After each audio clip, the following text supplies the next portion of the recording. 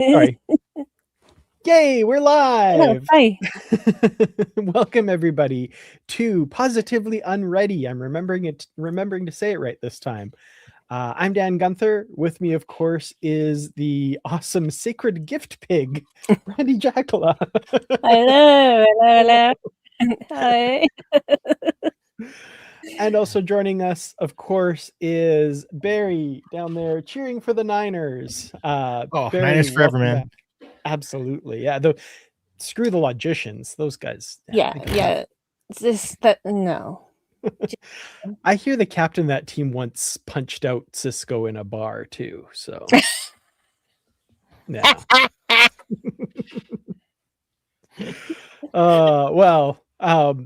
Welcome everybody. Like I said, this is Positively Unready. We are talking about the latest episode of Star Trek Starfleet Academy, Season 1, Episode 5, Series Acclimation Mill.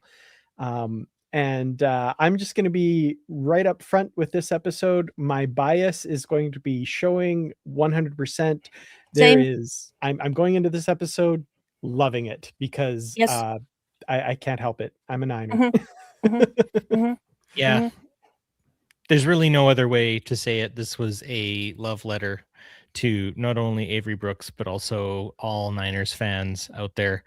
And you know what? I'll take the fan service. This was dialogue heavy, character building episode without a lot of pomp and circumstance. Yeah. I like my sci-fi dry, and this was delicious. Yeah, and I want to say up front, for people who may not know this, there are some people, including me, until I was disabused of the notion. Tawny did not write herself into this episode. That was Kirsten Byers' idea and Alex Kurtzman's idea. It was not her idea. She was there to write. She wasn't expecting to be on screen, but obviously she jumped at the chance. Awesome. I love that. I think before we get into this episode more than any other, I'm going to just say up front, even though it's always a given and it's always the case, spoilers for this episode. If you haven't watched it, please watch it before you see us talk about it, because we're going to be talking through every little plot point and all the things that happen. And I know people get a little heated when it comes to things being spoiled, but yeah, we discuss spoilers backwards and forwards. That is the assumption if you join the live stream. So yeah, there we go. With that warning out of the way, let's get into this one, because my God. Well, first of all, I think even without the Deep Space Nine tie-in, I was very excited for this episode because of the title, Series Acclimation Mill. This is a character that I've had a lot of questions about from the beginning. I'm really curious about her. She's kind of the Data character, the Odo character, the outsider who's learning about humanity, who maybe doesn't really... is fairly new to all of this stuff, with whether it's organics or solids or humans or that kind of thing, right? So our outsider view, very traditional Star Trek character, but presented in a not traditionally Star Trek way, which I really like as well. She's got her own kind of spin on it, and I was just plain excited to learn more about her going into this. I agree completely, because I have liked her from the beginning, and I have felt bad for her the way that she has been treated by some people. And so I was really happy that there was going to be an episode focused on her. Had no idea which direction it was going when it started, but I was like, yes, I am here for this. Give me more. I agree. Honestly, Sam has been, I think I mentioned, I figure she's kind of like a living, breathing gorillas video. Take that for whatever it is.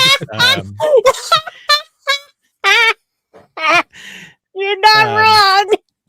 Yeah, she's got a lot of personality, and kind of eclectic, kind of out there, but also very charming and lovable.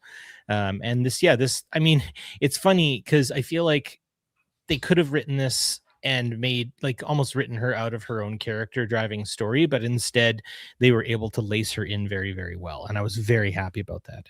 And I got a hello from Sentai Ranger Donnie. So hello. Nice to see you. Oh, Nice. Yes, absolutely. And I should also acknowledge, thank you. I see a lot of regulars in the comments.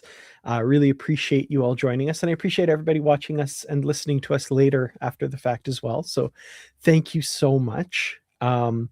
Yeah, regarding Sam, I love this like glimpse we get into her perceptions basically at the start of this, where we see things from her perspective, where it's somebody in the comments mentioned augmented reality is kind of an analogy that we might kind of have in our own minds, but like, yeah, this is the world according to her. This is how she's interacting with things and seeing things. And I really enjoyed that. I was a little kind of like, what's going on at the beginning with that kind of different style? But, after a couple moments, I'm like, okay, I'm getting into this. I like this, seeing things from her perspective and how people greet her and her kind of wry observations about the things that are happening around her. She's less doe-eyed in this one, I think, at the very, very start. And I mean, I guess it's because she's what, 7 months old? No, she 4 at the is, start of the series, yeah. yeah, at the start of this, I have it written down. She is 217 days old. Yes. Okay, I can't math that in my head very well, but that's very that is young by most standards. And I think that I guess I don't know, the pressures that she's under and stuff, and kind of making her a little bit more of a serious character. She kind of came off as a bit of a cartoon character for me at the very, very start, but this really settled her down, especially as she's making those emissary connections. I thought that was a really good way to lace Cisco into this whole story by making her a very sort of similar-ish, or at least I guess there's an analogy, or she's an analog to that, and I want to see more of it. I think that's really, really great. Mm-hmm. Yeah, and I think focusing on her character in this way, it seems to be following a pattern that the series seems to be doing kind of in general, which is kind of jumping from character to character and really kind of giving them their due in these first few episodes. So the fact that it's her turn makes me so happy. And the fact that it's paired with a part of the Star Trek universe that I love so much is just like, I mean, I'll just straight up say it. They've manipulated me into loving this character even more than I already did, because they've tied her so closely to this whole Benjamin Sisko thing, which is great. So yeah, let's get into the story a little bit. She's an emissary for her people, and the photonics that have sent her on this mission basically order her to take this course, which is like exploring the unknown, or I can't remember the exact title, but exploring the unknowable things kind of thing. And one of those things is, Confronting of course, the unexplainable. That's what it was. confronting the unexplainable. Yeah. Unexplainable. I wrote things down. I appreciate that. This is one of the rare ones I didn't, because I was just like the whole time watching it. Yep. So yeah, she's ordered to take this course, but as we hear from her, it's nearing the end of the semester already. That's kind of a weird time to be signing up for a new course. But one of the things in the course that catches her eye is the fate of Benjamin Sisko. And this is that image that we all saw in the trailers way back when, that we were like, oh my God, what's this going to be about? And yeah, she's going to solve the mystery of Benjamin Sisko, of what happened to him. She's going to do that. And the instructor of the course says that if you're able to solve that, you can teach the course. So we know she's not going to solve this definitively by the end. Well, and how could you? Because there's only so much fact and just a lot of lore, really. Mhm. Especially after 900 plus years, so, or 800 plus years, give or take. And can we talk about the fact that her two dads are kind of dicks? I mean, really, they are not. I get where they're coming from. They're worried because they've been mistreated, they've been hurt, and they're coming from a place of fear, but come on. Give your kids some credit here. Well, it is Star Trek, And they are disembodied voices represented by coruscating light effects with a deep stentorian voice. They kind of have to be dicks. Like that's I that's guess what we so. do. And can I say I was absolutely delighted to find out that those voices were done by Chiwetel Ejiofor, who is one of my Right? favorite people on the planet. Yeah. I had no idea until I read that afterwards. That was amazing. I Yeah. love him too. Yeah, so good. Absolutely. So let's talk about the okay, let's also, I'm seeing people are like, we're jumping over things, we're not talking about stuff. Yeah, all the names that the cadets gave to her, I did love that scene. I love of course Occam's very long-winded name for her, full of ostentatious titles and stuff. She's like, that's my favorite. I love her and the way that he's so intently, he's like just pressing, and when he's pressing his forehead against her forehead. I love Occam so much. I want to know more about him. Right? He's another one that, like, and I've said this before, but like he was so just like refined when he was the diplomat's son and all of that. And then as soon as he's in the academy away from me, he's just like the goofiest kid ever. I love it. Love it. Here for fun. Love him. I liked Samurai. Yes. that was a delight. And I like how each character, kind of the way they have named her or nicknamed her, each pet name is sort of relevant to that character's personality and stuff like that. So no, I think they've done a really good job to make the cast as cohesive as possible, as quickly as possible. I don't know if you guys know if they like did like a retreat together or something to become friends already, but I feel very much like there were scenes in this, especially specific scenes, where you can tell that the cast is having fun, that you can tell they're enjoying themselves. They're actually, I don't know. I always kind of get that. There's movies I've watched before where you can just tell that the cast is enjoying themselves. And for what it's worth, that always brings me into the episode or the show a lot more as well. Agree. Absolutely. Kyonians apparently barf glitter. Love that. Yes, I appreciated that as someone who, and I think Brandi, you've said this as well, is really tired of all the like vomit stuff in stories that people seem to throw in all the time. That's just like really off-putting. And I was like, okay, if it's glitter, I can handle it. I'm cool with that. I don't want to see actual vomit. I don't even want to read about actual vomit. Keep the vomit away from me. We all know people can vomit. Let's stop showing it. Mm-hmm. But I'll take Kyonian barf glitter. Yeah, absolutely. He's the only one. That's the only barf that I will allow is glitter barf. Glitter barf. Yep. Brought to you by Kyonian. Kyonian glitter barf. Get a tube today. Oh God. I'm getting maybe a little less okay with it. I'm waiting for the scene now, though, that they're in zero gravity and he barfs, because like that's going to be impressive. That's funny. Glitter out, right? Like nothing. Like if you ever get like glitter bombed or something, you're gonna find glitter in your stuff for a really long time. Forever. Yeah, it was the herpes of the craft world. Oh my goodness. Mm-hmm. That's the tagline for Kyonian glitter barf now. Oh no. What have we done? Oh. I'm sorry. I'm not sorry. I stand by everything I've said. Oh man.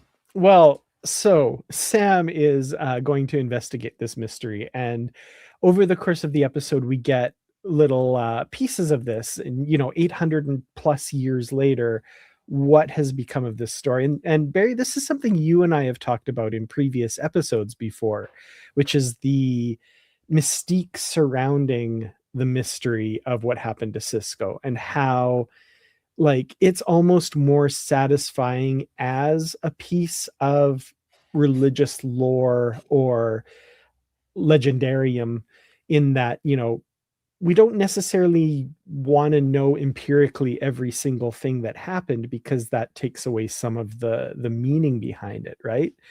And I love that conversation is kind of echoed in the little group of cadets in the quarters talking about the mystery of Sisko, and everybody has their own little perspective on it, right? I think Darum kind of comes closest to us when he's saying, like, you can have it both ways. Like, did he, didn't he? It's the mystery. That's what's the compelling part. Mm-hmm. And Caleb's like, it's been 800 years. He was an emissary. People hate emissaries. He's dead. Like, people who stand up for things, they're the ones that are dead. So, and honestly, when I was thinking about it, I'm like, what is my theory about what he's doing? And I'm not saying that this is correct in any way, shape, or form, but I'm like, maybe he's just, the wormhole aliens, and he's part, he's not 100% human here. Maybe the wormhole aliens are like, okay, you've done your stuff here. We've got other places for you to go. And they just send him out like an agent to go fix things. yeah. I think oh, sorry. And go they ahead. give him a disguise, of course, because otherwise everyone would go, let's go. Yeah. I like that. I think that yeah, I mean, everyone's going to have their take, and I mean, this kind of delves into sort of the spiritual and the religious and everything else. But I think there's nothing factual and nothing fictional about the story of Cisco afterward, right? You can kind of headcanon your way through it, and I think we can kind of delve into that a little bit more as we talk about this episode. And keeping the mystery is something that I find that we as a pop cultural generation seem to be very low on nuance and skepticism and all that sort of stuff. So I think that in this respect, what we get is a bit of a flirtation with that possibility throughout this episode. Like, there were moments where I'm like, Avery's going to come around the corner here in just a second, and it's almost like, what's better, the anticipation of getting something or getting it? In a lot of cases. So I really feel like this was done really well. And for those of us who maybe wouldn't necessarily be unhappy with a return of Avery Brooks, I think also him sticking to his guns, I guess you could say, in terms of he has done Star Trek, he doesn't need to come back. I really appreciate that, and I respect that greatly. He is a very, very talented actor, and I don't know, he's a man of principle, both on and off the camera, and that's basically what we hear about everyone. So getting this very, like, just ever so close possibility was enough for me. I was happy about that, and I'm really happy that each of the characters have their own take on such a thing. Mm-hmm. That's really well put. I like that. It is, and Spock in the original series, right? I've got to bring the Star Trek lore into it. Having a thing is not so pleasing as wanting a thing is. Not Right. logical, but it is often true. Yeah. Yeah, I mean, Avery Brooks' performance as Cisco is this thing. It's this thing in the Star Trek universe that is amazing and wonderful, and I'm so glad we have it. And would I just be like crying with joy if Avery Brooks stepped onto a soundstage and appeared in a show again or a film or something? Absolutely, as Cisco. And that would be incredible. But there's something incredible preserved by the fact that he is not wanting to do that and will likely never be doing that. And I think it's important to recognize the value of that. And I think that's, like you said, something that's hard for people in our culture today sometimes to do. You always want to do the big spectacle, the big next thing, but the simple mystery of what happened to Cisco is a special thing in the Star Trek universe. It's one of the few things that isn't analyzed and explored and shown every little piece of all the time. It's this big mystery that sits there, and I think that's wonderful. I think that's great. And we'll talk broadly about Sirach Lofton and Jake in this episode as well, but I do want to say the Jake that we see in this episode is like, there's the hologram version in the Siskiyou Museum, and then there's the version that I think the implication is Sam has kind of created this Jake out of what the words that she's read in his book, right? So we don't see the real Jake to sit there and tell us exactly what happened, right? So like, did Cisco come back as he promised and live out his life with Cassidy and Jake in secret? Maybe. There's nothing that says he didn't. And in fact, I would say certain things in this episode maybe nudge you to say that that is possibly what happened, but they're just not saying it, you know? So I think that mystery is still there. I don't think this episode says that he never came back. I think it's saying we don't know if he came back or not, or what happened. So that's my take. That's the ambiguity of it, and that's purposeful, and I appreciate that. I don't need to have all the answers. I don't, because there are things in our own world that we can't even explain.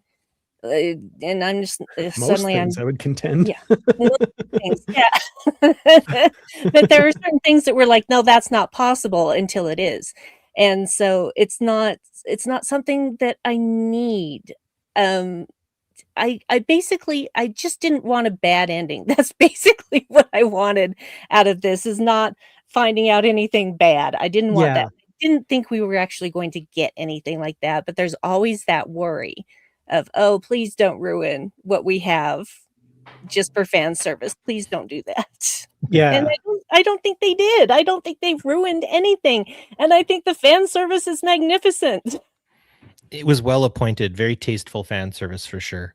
One thing I want to just sort of say about, living in the mystery and enjoying it. I think also that's where perception really comes in. And I think that's how they were able to bring Sam appropriately into this entire story. Is it's about her perception, right? She has the perception of her people, their worry and their uncertainty around whether they can trust human beings again. And I mean, rightly so. I mean, I know it's been thousands of years, but I don't know, that slavery is a real hard thing to get over, and I don't think it should be gotten over very quickly. So there's that. I think also how she perceives herself as an emissary in her own right. I think that's it. It's her perception. And then her initial experience with the hologram of Jake versus the perceptual creation of Jake that really kind of breaks down that fourth wall with her and is like, well, what happens when I close the book? And he's like, well, what do you think? You're the one in charge of this hallucination kind of thing. I think that's an important aspect to understand, is whatever we see and whatever we believe of the world in our personal reality is going to be based on our perception, right? I mean, there's a lot happening right now in the world around a lot of things, and I don't want to necessarily get into the politics of it all, but there's a lot of stuff that is, I think at this point, we exist in such a place where really your perceptions have to be sharp, your perceptions have to be good, or else you could end up in a completely different reality to your neighbor, to the person next to you. So boiling that back down to Sam, I think she handled it well, because I think she's very aware of her own perceptions, and she asserts that, especially at the end of this, by basically saying, no, I'm going to do things the way I think they should be done. You've entrusted me as the emissary, so get used to it, which is a very Cisco thing to do. He would do things his way. Yeah. And this episode actually really brings to the forefront, why is the doctor basically avoiding her? He doesn't. Yes. He doesn't stick around her at all. And you would think, here's another photonic being from a race of photonic beings and someone he could help mentor, but he's so stuck in his own grief that he cannot move forward with anyone new, because he knows, I mean, the chances of actually losing Sam are a lot less than losing any corporeal being, right? But he's not thinking that way. And when he tells her, you just get over it. You don't. That's the thing. You don't. And he knows that. You learn how to live with the loss. Yeah. You learn how to incorporate it into your life and move forward, but you don't get over it ever. Well, and I mean, I have a lot to say about the whole doctor aspect of things. I've been kind of playing around with this in my head the last few days, thinking about this. And like, as someone who is over 800 years old, he's probably made many friends who he has lost over the years, and whether that's all that's informing this obvious kind of trauma that he has, or if there's something deeper, like a thing that we will explore in a future episode. I don't know, but there's something there, and they're building a story of some kind.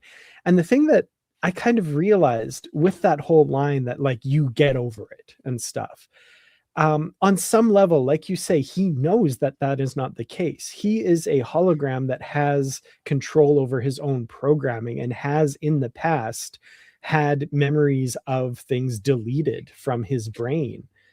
This is a thing that can be done, but he hasn't done that, obviously. So he is not over it. Like there's something going on there, and I think is interesting that we're going to play with in the future, I hope, because Robert Picardo's, an amazing actor, and I can't wait to see what they have planned for him, because it's not just to be the Doctor and say, hey, remember Voyager? Cool. He's there for a reason, and I can't wait. Yeah, me too. And also I need shorts of just him and Jet Reno doing things. I want like 5 shorts of them just doing things together. Absolutely. and arguing with each other, or rather he's arguing and she's just like, whatever. Awesome. Pat Trekkie, who I think is Patrick Carlin. Correct me if I'm wrong. I think that's definitely Patrick.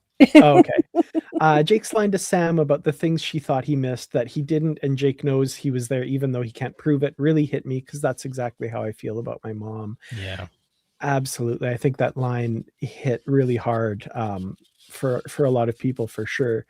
And actually, that's also the line that I feel is maybe a little bit of a point in the direction that, like, he actually maybe did come back. And anyway, I can't prove it. I'm like Jake there. I can't prove that, but I feel like that's the case. And I love that resonated for you that way. That's incredibly meaningful, and thank you for sharing that, for sure. Absolutely. Okay, let's talk about Cirroc Lofton. I love that man. I love the man he's become. I'm glad we got to see him grow up for 7 years over the course of Deep Space Nine, from the age of 13 to 20. Like, what an amazing insight into the life of that young man. And recently, I think it was on an episode of the Delta Flyers where he was a guest, and he was talking about how Avery Brooks really was a father figure to Cirroc Lofton on that show, and how now he has a daughter, and he thinks of that relationship he had with Avery Brooks when he's dealing with his daughter, and the things that, like, how to be a good dad for that daughter. And he basically says that in this episode. So that was so special, hearing that and knowing that that's Jake Sisko, but that's also Cirroc Lofton saying that. Like, that's beautiful. I think about what it means to be a good dad, and I have some examples in my own life, but I really do have to say the warm, hey, Jaco, kind of greeting that Sisko would give his son, or, in that respect, also Avery would give Cirroc.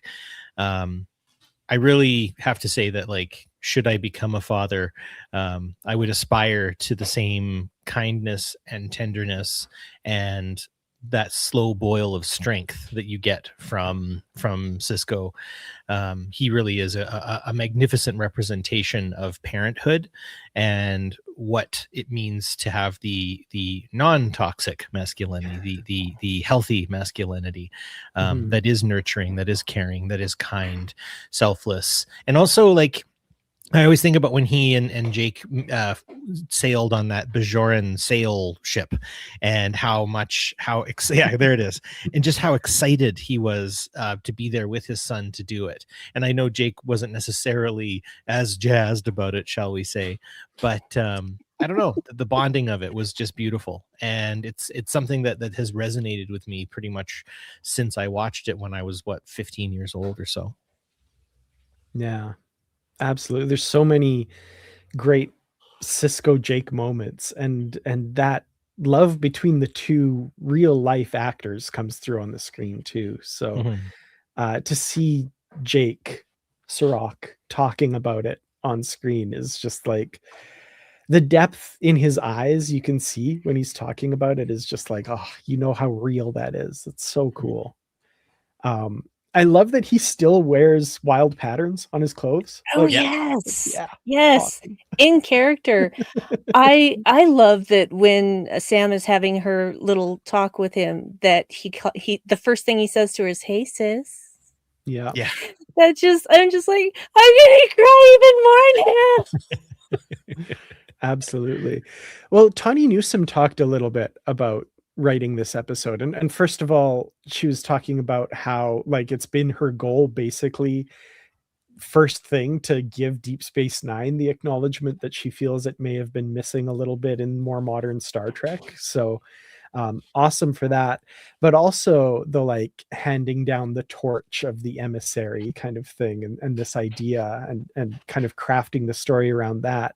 And as someone mentioned in the comments, Carice Brooks plays Sam, same last name but no relation, but it's just kind of a nice little oh, Barry, what's the word you used before a long time ago, like a sympathetic vibration, yeah, I know what you're talking like a about. resonance. Serendipity. I don't know. Yeah, It'll come back. I can't remember, but yeah, it's just like it's the generations just kind of echoing through each other, and like it's a coincidence, but it's a really cool coincidence. It's like poetry, it rhymes. There you go. Thank you, George Lucas. Perfect. I think that that what we see also in terms of the fan service, and I just want to bring this up, is you know, especially when the crew of youngsters gets to try the they get to try the why is my brain see, I'm trying to think of that word now and I'm forgetting the word. Sorry. Gumbo. Oh man. Yeah, it was gumbo. It's gumbo. Okay, thank you. Yeah. Getting to try the gumbo, and Jayden is like, there is a fire in my mouth. I never want to go out. That's how I Yes. feel about spicy foods too. Oh man, yeah. No, I guess, but what I was kind of getting at there is, you know, the tomato versus not the tomato, and stuff like that. And I guess that's it. Is we're also gonna like encounter things differently as we experience Deep Space Nine. Like, again, I think very much, and I have my mind very much on first time watchers or people who maybe started Star Trek watching with Discovery and they haven't yet checked out Deep Space Nine. I hope that they get sort of a retroactive version of what this episode's trying to do for those of us who've watched it. And my hope is that, you know, they go to whatever streaming platform they have or a friend with DVD box sets to be able to go back and check those things out, right? And see these old TV shows, because I mean, you know, it's not the same pace, it's not the same set design, a lot more sort of flat shots and everything like that. But I think the heart and soul of Star Trek, I think that was another point that this show is trying to make, is that it's being very intentional in its approach, and I appreciate that intention. Mm-hmm. Yeah, Agreed. definitely. Oh, one little thing I'm just gonna slot in here. I actually squealed a little bit when they made a reference to the Bell riots. Yeah. not Swiss even a Art direct riots we one. don't know about. Yeah, not even a direct one, but not saying the Bell riots, but I'm like, oh yeah, nice. Yeah, definitely. I guess maybe that's a good point to talk about the lower decks of it all, because that moment felt like a lower decks reference that, you know, they just sneak in. You're like, what? And I noticed a bit of that in this episode. It's a good thing. I'm not complaining whatsoever. I really that sensibility that Tawny Newsome seems to have kind of brought over. And this would maybe also be a good point to talk about the B plot, because this B plot really felt like kind of a lower decks storyline a little bit, where we've got why. Yeah, I can't imagine where that would come from. No. But yeah, there's this the the head of the War College, Commander Kellrick, is all nervous about hosting a chancellor of another academy somewhere. and she, he wants to impress her, and there's this like special dinner, that this ceremony, and Captain Ake is going to help him with it. I have to admit, like, I wasn't as dialed in with the B plot as I was with the A plot for several obvious reasons.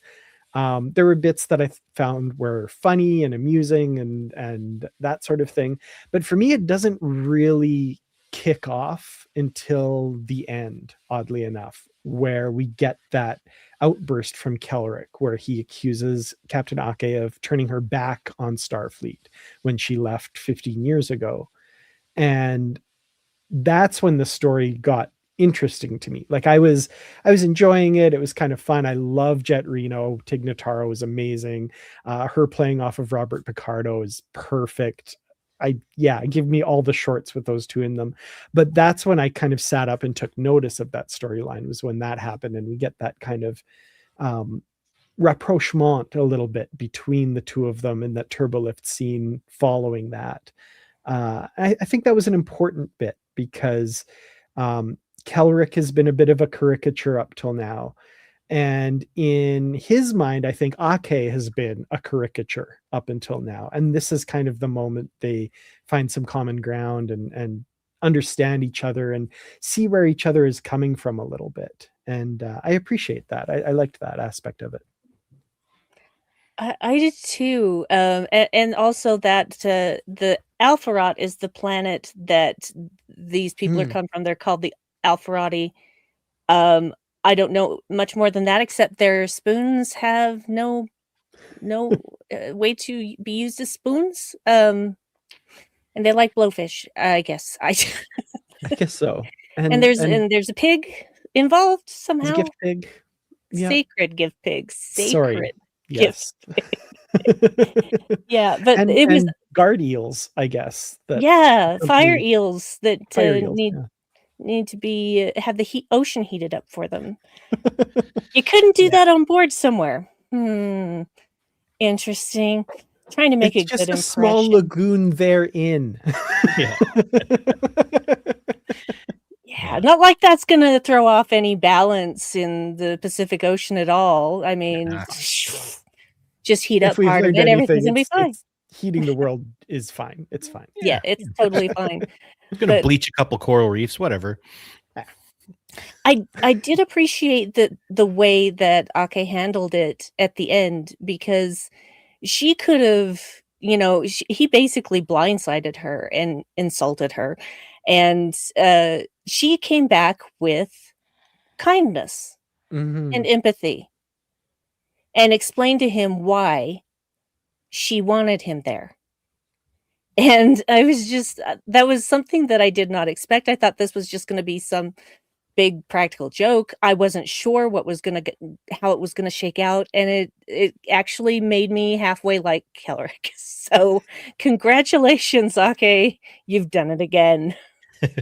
Yeah, they basically, what I understand about what was needed from kind of like the showrunner perspective was that Ake,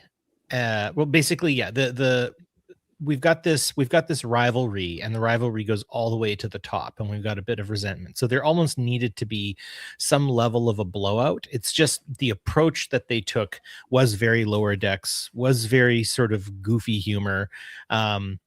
I can't say it was my favorite, and I can't say it was as good as it could have necessarily been, but obviously the A plot really just dominates. And I think just slotting in something kind of convenient that then does actually end up quite heartfelt. And I was very happy about that ending. There was a lot of, you're right in saying that Ake just approaches what could have been, further anger and resentment just with kind of a calm, casual love. Like when she just lays down kind of right next to his lap, there is a sort of like, I don't know, it's kind of like a cat that just is like, you know what, I don't care. I'm gonna cuddle up to you, whether you like me or not, whether you like, it doesn't matter.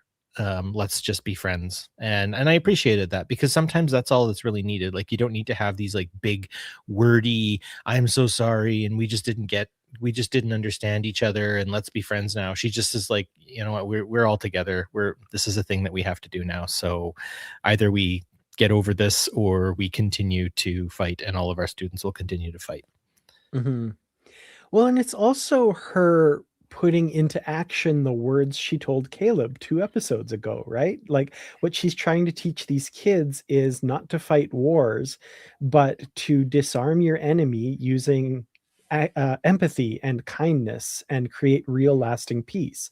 That's exactly what she's done here with Kelric. And I think, like, it's just so perfect to see her use all of those steps that she outlined to Caleb right there in front of us. And I'm like, oh, there you go. She's practicing what she preaches. Absolutely. So I love that.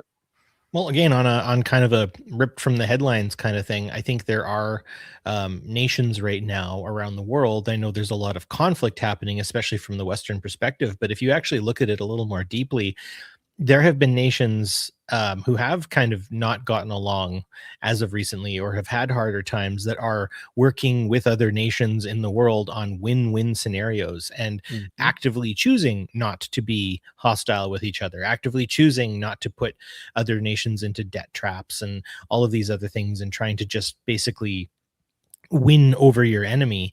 I think that truly is the real meaning behind what Starfleet really should be, and that is finding, there is a certain level of, if Ake keeps this up, yeah, she might encounter some group that might have a very nefarious intentions, and they could use their force to perhaps take advantage of a person who wants to find those kind of softer, easier, kinder, mutually beneficial solutions. But I think that's again why Starfleet ships have guns.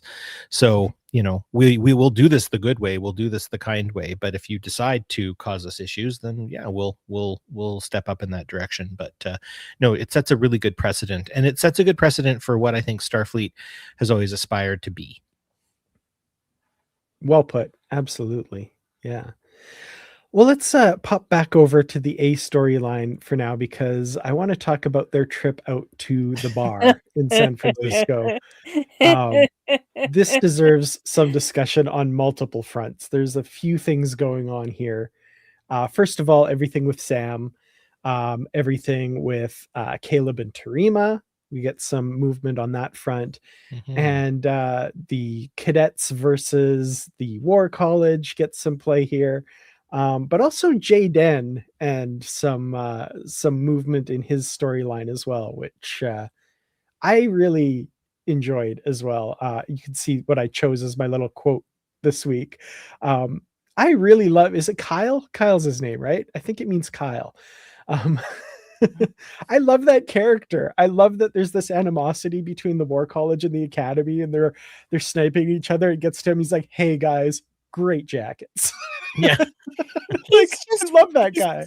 He's one of those people that doesn't put up any kind of front at all. He's just happy-go-lucky. He likes everybody. What is he doing in the War College? What he needs to be doing, I think that's it, is kindness can be mistaken for weakness a lot. That's true. And I don't think there's a weak bone in his body for that. I mean, it takes a fair amount of strength, because I'm sure he'd get heat from his fellow War College colleagues for being so no front to him whatsoever. And I mean, sometimes that's all it really takes.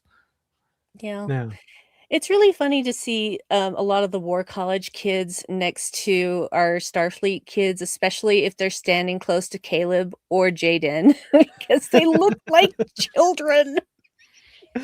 Yeah, we have some exceptionally large people on our team, if we count our team as the Academy.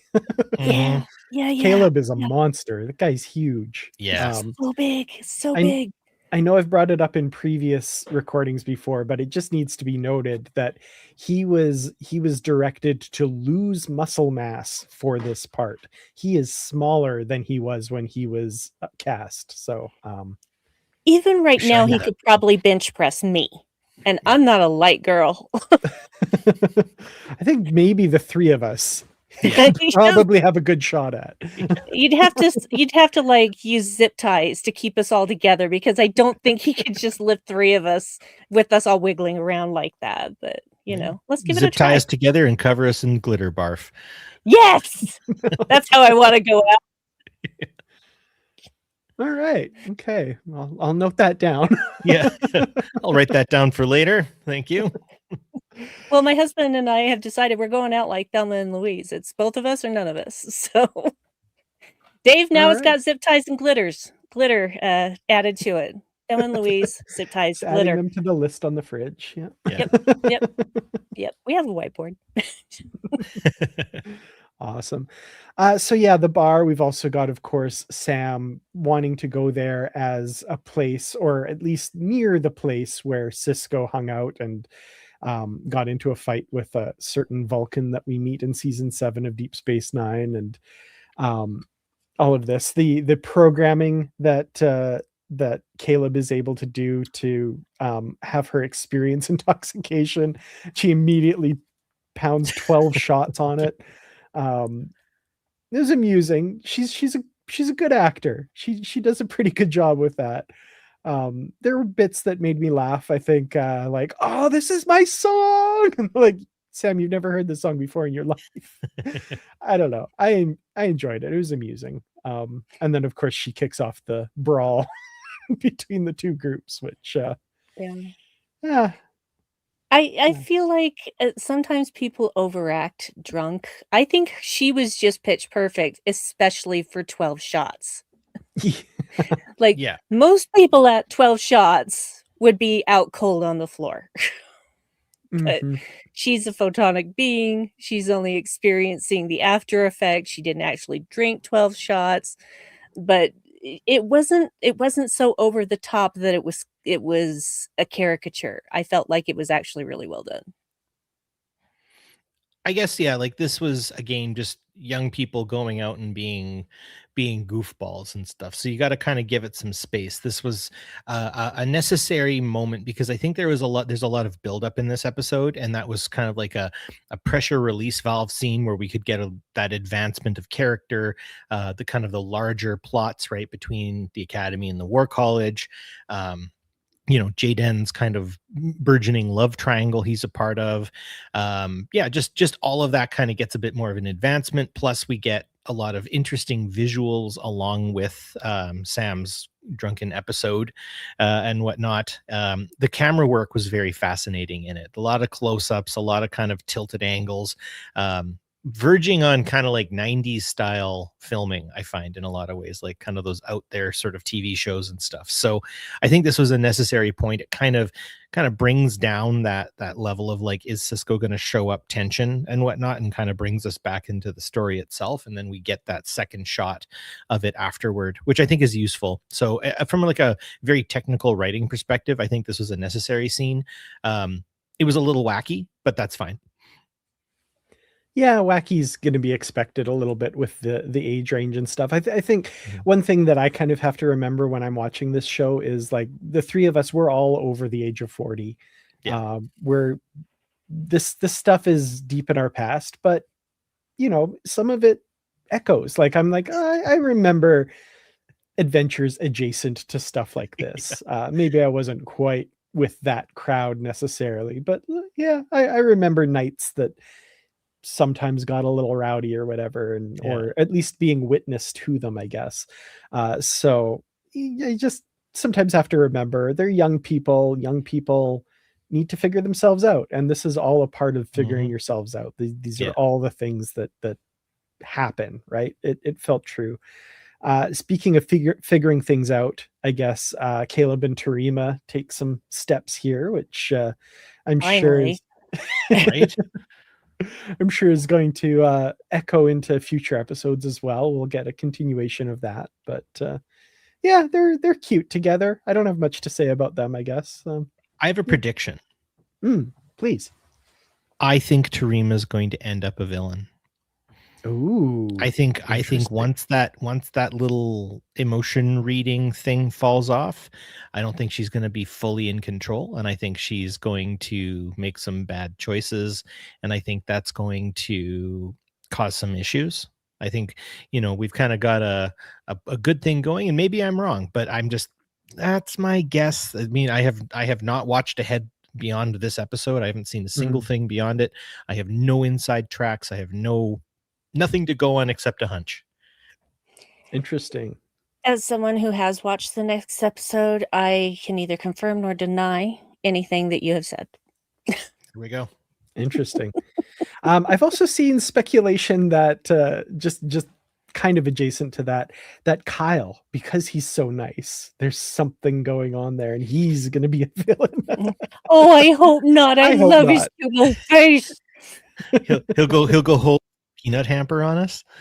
No, I don't want that. Oh, I really hope not. I don't think so. No. But yeah, so we've got Sam continuing to work through this mystery. This is, shortly after this, we get the introduction of Jake Sisko's novel, Anselm, which is Bajoran for Father. This was the novel he was writing during Deep Space Nine, featured prominently in the episode The Visitor and things like that. If I had one tiny kind of niggling thing about the A plot in this episode, it would be maybe the revelation that it was never published, just because I was like, oh, that's sad. But the episode, I think, does a good job of explaining why and what it means to Jake, and then why it wasn't published. So I was like, oh, okay, all right, okay. But I mean, like, that is such a minor, tiny little thing.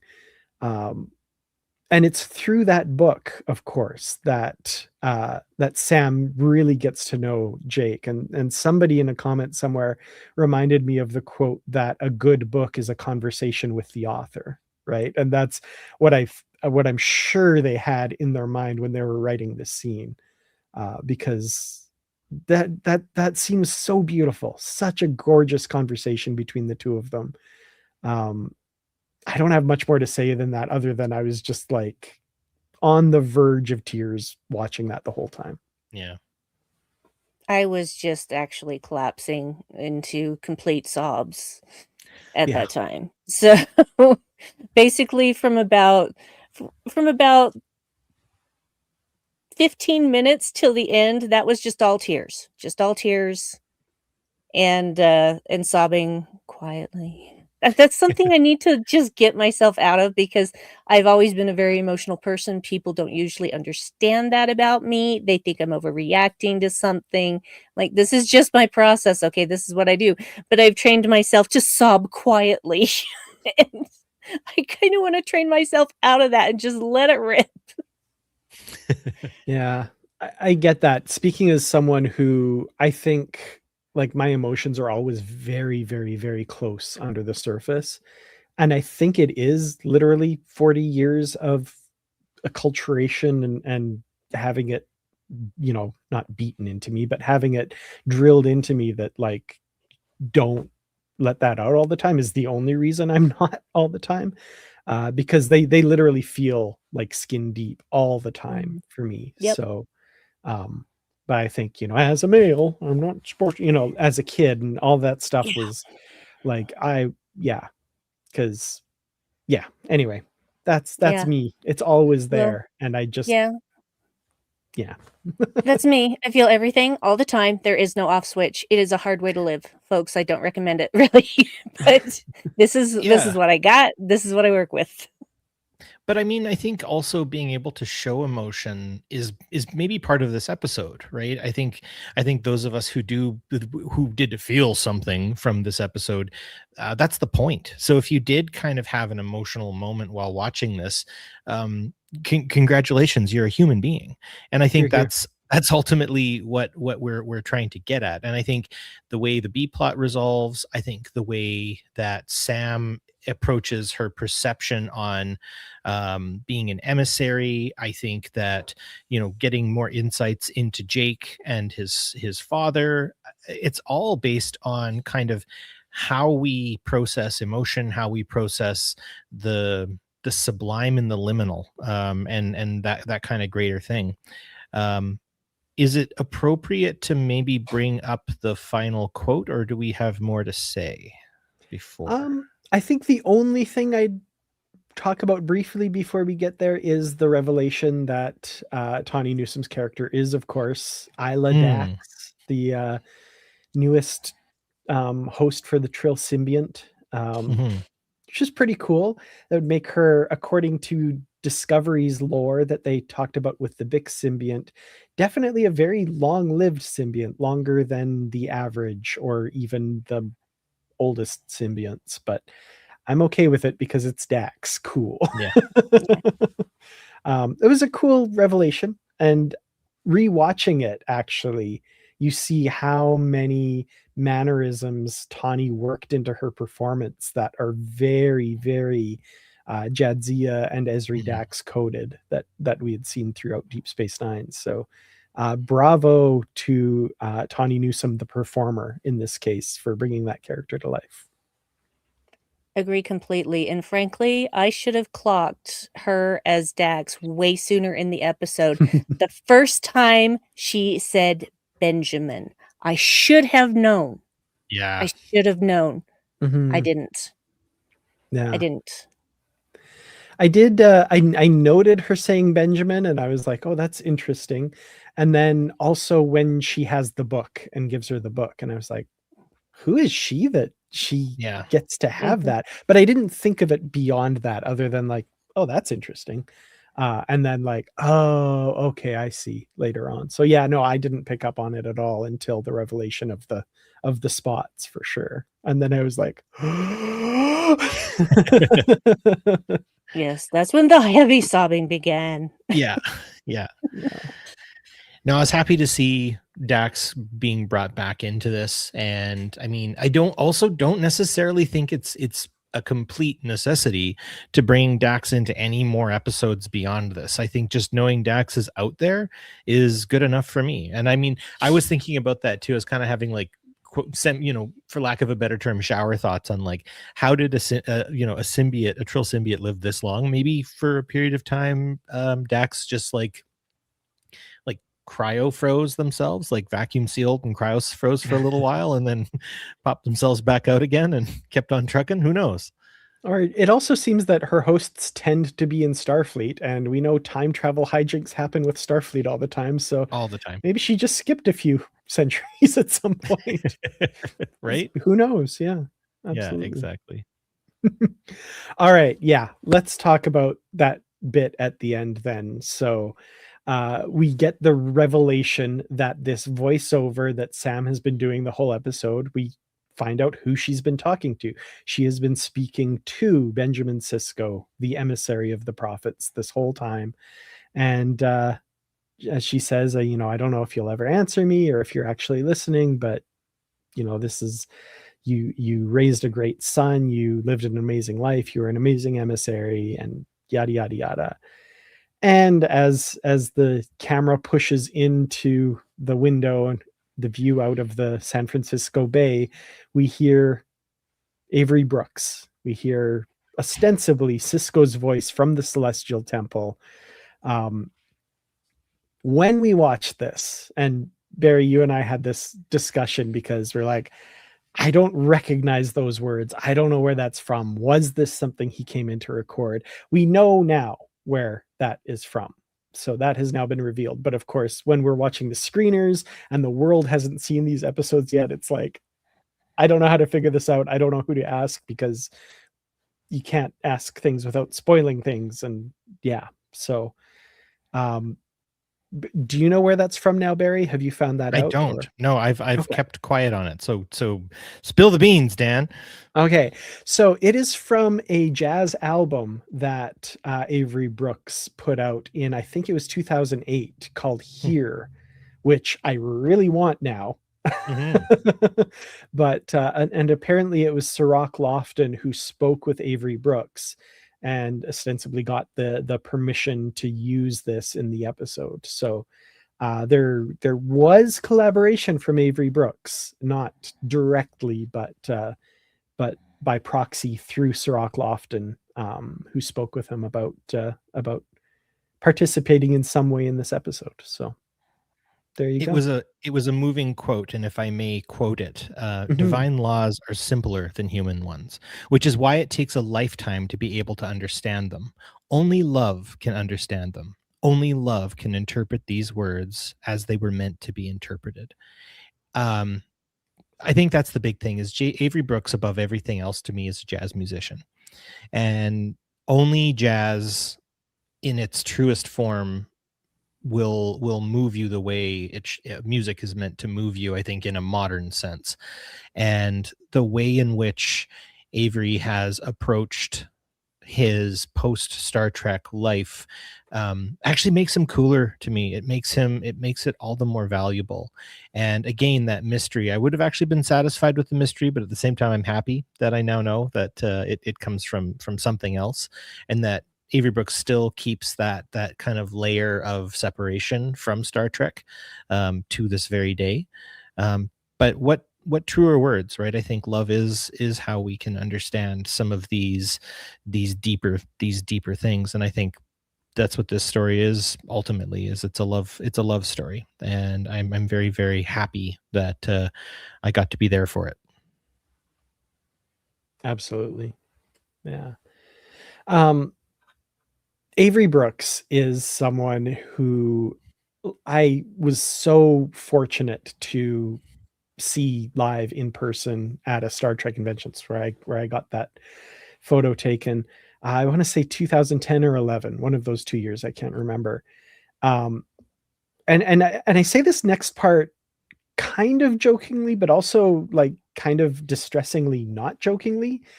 Sitting in the crowd, listening to him speak to everybody there in that lyrical way he has as only a jazz musician can. It occurred to me while I was listening to him that if this man started a cult, I would probably be in that cult.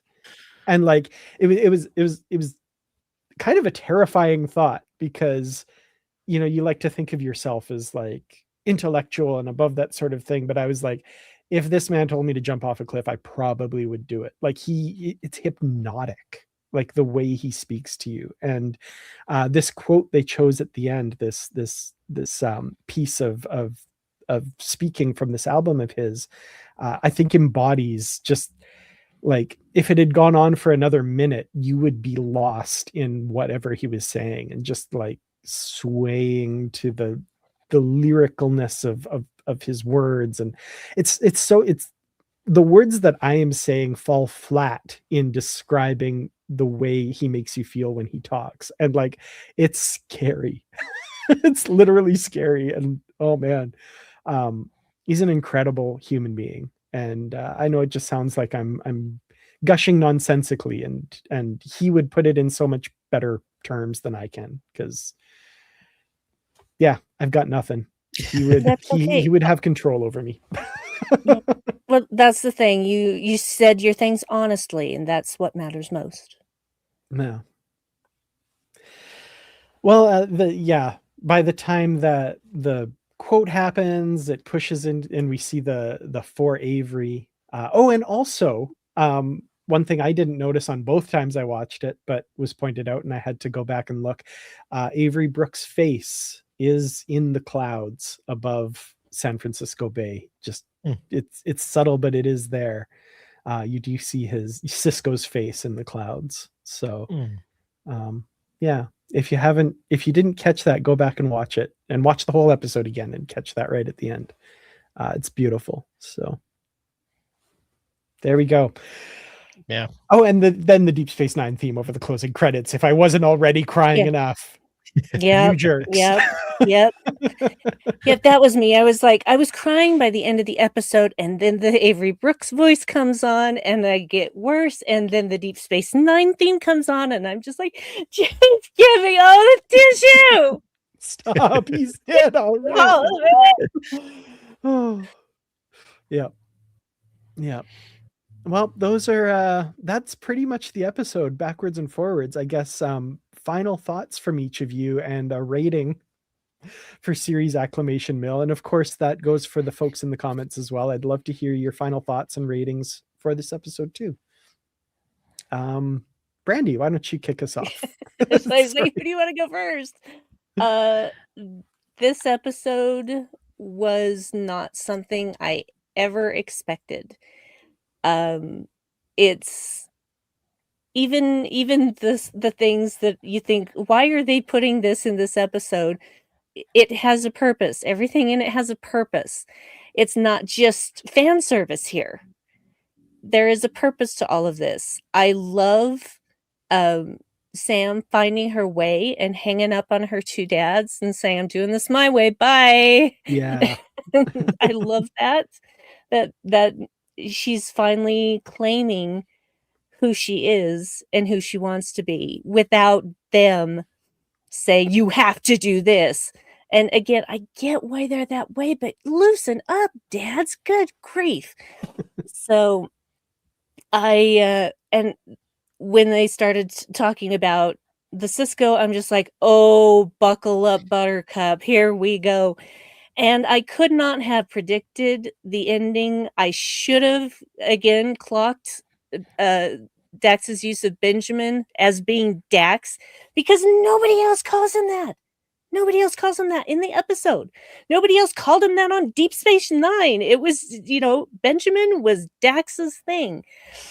And it brought me great joy that the writers of today are still obsessed with what came before and working things like this into the narrative, even this far in the Star Trek future. And so I'm going to give it, how do I put this? I'm going to give it one giant surprise Cirroc Lofton, because hell yes, it was great to see him. Changing my rating in my head now. Oh, sorry. Oh, no. That's all good. I stole it. I'm sorry. It's so good. Cirroc Lofton. Oh, I mean, even if that was the only surprise in the episode, it would have been a 10 out of 10 surprise. Like, that was incredible to have him back for sure. Barry. Yeah, I mean, I think I kind of knew what we were getting into. I remember seeing the preview for this, kind of the mentioning Benjamin Sisko. Again, yeah, I was not expecting Dax. I was not expecting Cirroc. I wasn't expecting a lot of it, but I was happy to have it. I was happy to get it. What I'm probably going to give it is 10 heaping spoonfuls of tomato-based gumbo out of 10. I think that this is a very intentional episode by the writers of Starfleet Academy, that they are going to take things in a more familiar direction, but at the same time still kind of do their own thing. I like the cohesion that I see between the cast. I see a lot of intentionality with the writers, so I'm really happy about that as well. And I feel like this season is on a really good track right now, and so I'm excited for what's next. This was a wonderful little exploration into Sam, but like we've said, this is also a love letter to Avery Brooks, and he deserves it. So yeah, now I want gumbo. Also, DJ Kitty Cat, thanks for saying that the bartender was Jackie Cox, because I was going to say that, but you got to it in the chat, so thank you. I just noticed that. I was going to call that out. I had no idea. Yeah, and if I am correct, I'm not 100% correct on this. I should know more. I believe that they're also trans. So, and my friend Christopher, you know him, Dan, Christopher Littlefield. He actually knows Jackie Cox. Oh, cool. Thinks the absolute world of them. So yeah. Anyway. Nice. I did not know that was Jackie Cox. Awesome. That's so cool. Yeah, I mean, I think it's pretty obvious. I loved this episode. I don't have too much more to say about it than what has already been said, but the rating I will give it is a full meal of all of Sisko's favorite dishes, including gumbo, the beignets, the étouffée, the whatever else was there. Amazing. I wanted all of it. I too wanted a fire in my mouth that I wished would never go out. So incredible. Yeah. What a special episode. And as someone said, Matthew says here, I saw a post the Academy writers don't know about Star Trek, and then saw that Tawny Newsome and Kirsten Beyer wrote the episode. I can't think of two writers that know more about Star Trek than those two. So yeah, absolutely. We're in extremely good hands. I want my Ractigino is in my Mm. dishes as well there. Not the Ractigino that Jaden tries, though, apparently. That was not good.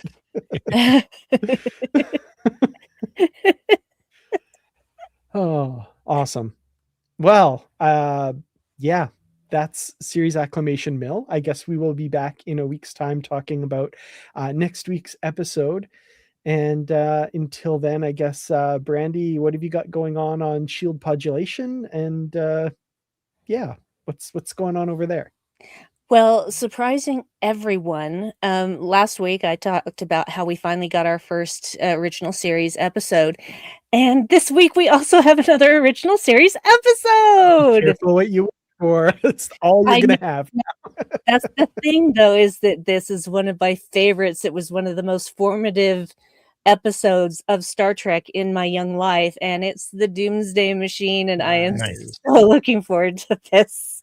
We're going to have a great time talking about that, because we don't edit. We can get these episodes out really fast, and so that'll be out later today. As of February, what day is the 7th? February 7th. As of February 7th. Nice. That episode will be live later this day. Excellent. Well, thank you both so much for joining me, and thanks to everybody who joined us live here as well. And thank you to everybody listening and watching later on. We really appreciate you. See you next week for more Starfleet Academy. And I guess with that episode, we're halfway done the season now, as crazy as that sounds. 5 more to go. And yeah, it goes fast. But thank you so much for joining us. Live long and prosper, and stay positive, and